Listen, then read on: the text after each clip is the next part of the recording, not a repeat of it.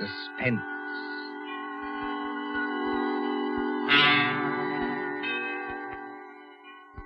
This is the Man in Black. Here again to introduce Columbia's program, Suspense. Two of Hollywood's most deft players are with us tonight. Miss Geraldine Fitzgerald and Sir Cedric Hardwicke. Miss Fitzgerald and Sir Cedric are here to match wits in a suspenseful tale by John Dixon Carr called Will You Walk Into My Parlor? If you've been with us on these Tuesday nights, you will know that suspense is compounded of mystery and suspicion and dangerous adventure. In this series are tales calculated to intrigue you, to stir your nerves, to offer you a precarious situation, and then withhold the solution until the last possible moment. And so with Will You Walk Into My Parlor? And the performances of Geraldine Fitzgerald and Sir Cedric Hardwicke, we again hope to keep you in suspense. Just how far does any man trust his wife, or his fiancé either, for that matter?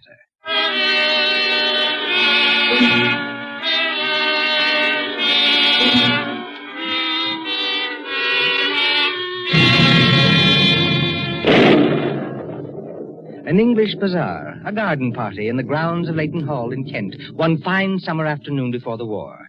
Leighton Hall is the home of Major and Mrs. Grant, always ready in the cause of charity.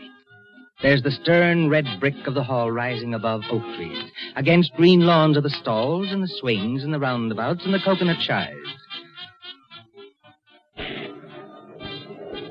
They are not well patronized now, because a summer storm is coming up, and the wind is whipping at the tents, flapping the gaudy banners in a fantastic manner, and sending the spectators hurrying away in search of shelter. But over in a far corner is the fortune-teller's tent, gaudy in purple and gold, yet with more than just a suggestion of mystery. Beside it is a miniature shooting gallery, presided over by Major Grant himself. Near the center of this bazaar is the bandstand, where the village musicians play lustily to keep the patronizers from leaving. But as the wind rises, it seems that only two of them are oblivious to the coming storm, for they are in love. The young man is tall, in sport coat and flannels. The young lady in a flowing gown of a startling beauty which suggests a halo, a startling beauty that glows against the gray of the sky and the paint of the tents. She has her hand on his arm for protection. Against what, you ask? Nothing. Just for protection. Philip, darling, I want to get my fortune told before we leave. Mary, the wind, I'm sure, is going to pour any minute. It won't take long. We'll beat the storm. Wait and see. I hate to drag you away from the match, but I do want to visit him. You don't believe in that rubbish, do you, Mary? No, I don't suppose I do. But I never can resist getting my fortune told. Well, I suppose it's a woman's prerogative. And they say this man is awfully good. They say it's marvelous how he can tell you all about yourself. But you know that already, don't you? Oh, Phil, darling, please don't be so unimaginative. All right, Mary, I'll be good. Who is the fortune teller, by the way? There's his sign on the tent, the great Omar, palmist and crystal gazer, sees all, knows all. No, I mean, who is he in real life? Friend of the Major's? Maybe the Major could tell us. There he is now. Oh, there, you two. Over here. Oh, Major. Please, Phil, we don't have to go there, do we? Go where? To that shooting range of the Major's. I hate guns. It's right next to the fortune teller's tent, Mary, and we can't insult our host. Coming, Major. Look at the Major. He's beaming all over his face and twisting that white mustache into a corkscrew. I suppose he's heard about us. Mary, my very contrary one, you're not ashamed of being engaged to me, are you? Oh, you know it's nothing like that, Phil. I'm much too much in love with you. Only all the old cats in the village are probably saying awful things about me. Now, what the devil could they be saying about Mary Sherwood, Phil Lester. Hello, Major Grant. Oh, you young rascals, you young so-and-sos. Give me a hand, each of you, and many congratulations. Thank you. Thank you very much, Major. We feel rather pleased about it ourselves. At least I do. And you, young woman, you come over here, and then you'll have every one of us Britishers at your feet. What do you do but snare a fellow American when he's helpless and away from home? And do I love being snared? Yes, old girl, it looks as though you had your man where you wanted him. Now tell me your secret. Are you a demon in disguise? Please, Major Grant. It's an awfully good disguise, if she is. Please, Major.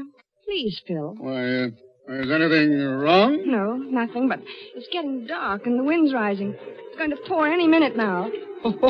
A moment before you were the one who said not to worry. Oh, that won't matter, my girl. The show's nearly over anyway. We did pretty well, if I do say so myself. We came over here really to see the fortune teller. If you don't mind letting go of my hand. No, you don't, my girl. Not a bit of it. You won't let me go?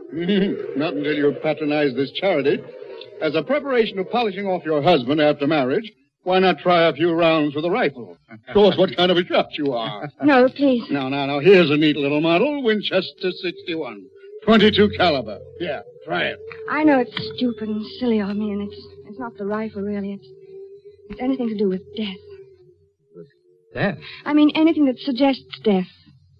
Ever since I was a child, I've never even been able to look at a dead person in a coffin. It scares me. Mary, a dead... Nobody's going to get killed, darling. You just fire away and see if you can hit the target. Yes, here. All right, if you insist, Oh, watch out! Bullseye. You've hit the electric light in the roof. You're not supposed to aim at that. I'm so sorry. Look here. Speaking of dying, if that's your style of target shooting, darned if I'm not going to crawl out from under this counter and stand behind her. Here, make way. It isn't funny, Phil.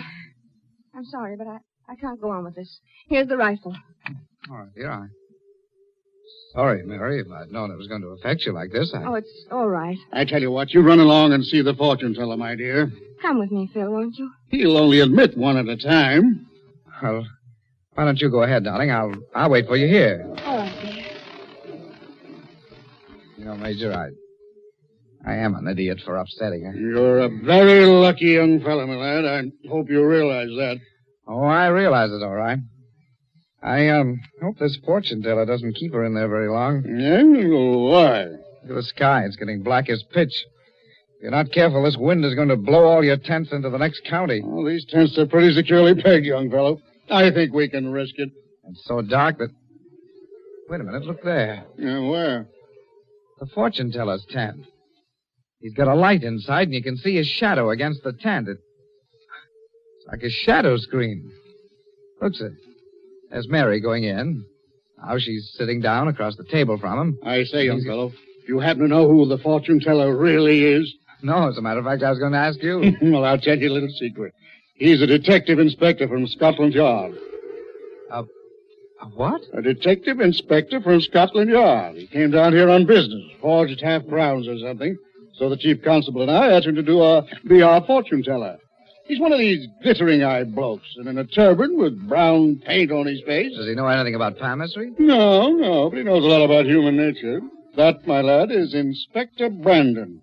He's a specialist in poison cases. They say he never forgets a face. Wait a minute. Why, is anything wrong? What's he saying to Mary? Look at those shadows. Mary's jumped up and backed away from him. He's pointing his finger at her. Now she's backing out of the tent. Look, Major, he's following her. Can you hear what he's saying? Remember, my dear, ashes to ashes and dust to dust. No. Ashes to ashes and dust to dust.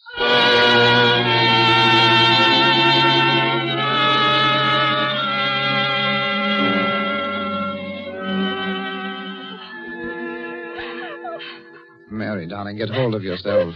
Mary. Darling, you shouldn't get all upset over that fortune-telling lingo. What's wrong with you? What was he saying to you? Saying to me? Nothing at all, really. Only the usual thing about a happy life and a little illness, but nothing serious. Then why were you so frightened? Frightened? But I wasn't frightened. Oh, no, Mary. I'm sorry. I saw your shadow on the wall of that tent, and I heard you shrieking. I think I'll go in and get my fortune told and see what all this is about. Phil, you mustn't. Why not? I felt a drop of rain on my head. It's going to pour down in a second. Hadn't we better run for the house? Well, you go on up to the house, Mary. Oh, Phil, I don't want to be by myself. All right, then, dear. There's the Major. Here, give him this gun, will you?